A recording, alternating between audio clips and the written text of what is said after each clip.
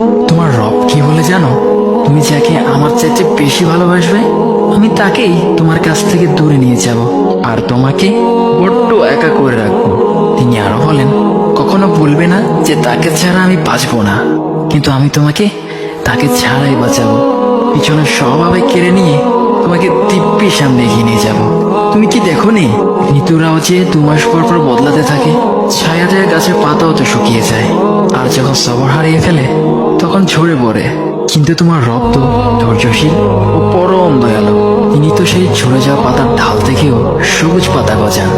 তুমি কি দেখছো না তোমার স্রষ্টার এই নিদর্শন?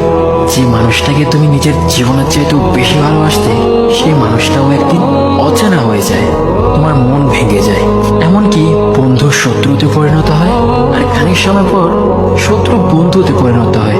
যে মানুষটাকে তুমি নিজের জীবনের অংশ ভাবতে, সে মানুষটাও প্রতারণা করে। বুঝি না, এত কিছু হওয়ার পরেও তুমি তোমার রবকে বাদ দিয়ে সেই মানুষগুলোর উপরই ভরসা করো, যারা তোমাকে প্রতিনিয়ত কষ্ট দিয়েছে।